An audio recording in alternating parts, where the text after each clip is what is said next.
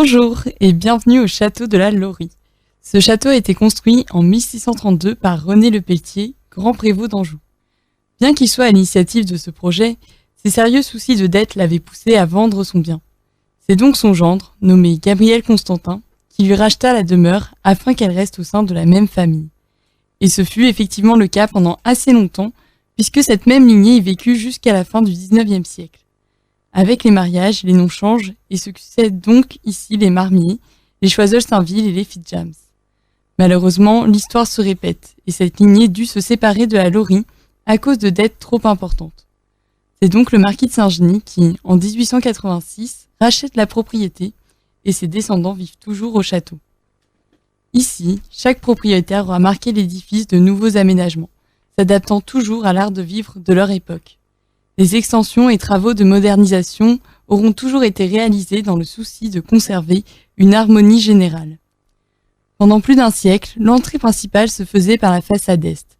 Les arrivants étaient déposés en bas d'un grand escalier à double volée qui menait au salon. Celui-ci était situé au premier étage, comme le voulait la tradition du XVIIe. Ensuite, les chevaux traversaient le bâtiment via une porte cochère pour rejoindre les écuries situées dans l'aile où se trouve maintenant l'accueil visiteur. L'espace par lequel vous entrez aujourd'hui était alors différent et n'est devenu la cour d'honneur qu'en 1750, au moment où les deux ailes latérales furent construites. En arrivant par ici, vous pouvez alors voir le château se déployer dans toute sa largeur.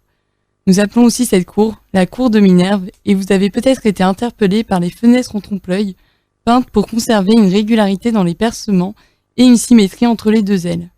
Les plus observateurs auront sans doute deviné que les tourelles sont ajoutées plus tardivement, au XIXe siècle, moment où le style néo-gothique commence à se développer en Anjou. Concernant les jardins que vous avez traversés pour venir jusqu'ici, nous aurions tendance à avoir l'impression qu'ils ont toujours été ainsi. Pourtant, pendant très longtemps, il s'agissait d'un terrain plutôt vallonné, avec au centre un grand bassin artificiel.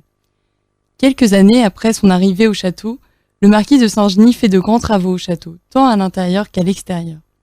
Au début du XXe siècle, il fait appel au paysagiste Édouard André et le charge de redessiner les jardins. Refaire les jardins a coûté aussi cher que de construire un château. Édouard André était un paysagiste très en vue, qui avait aussi travaillé sur les jardins du Lude et de Chantilly. Et une centaine d'ouvriers mobilisés pendant 2 ans furent nécessaires pour réaliser ces jardins à la française, notamment puisqu'il fallut aplanir ce terrain plutôt rocheux. Finalement, ces jardins sont comme un îlot plat, au milieu d'un terrain qui, lui, ne l'est pas.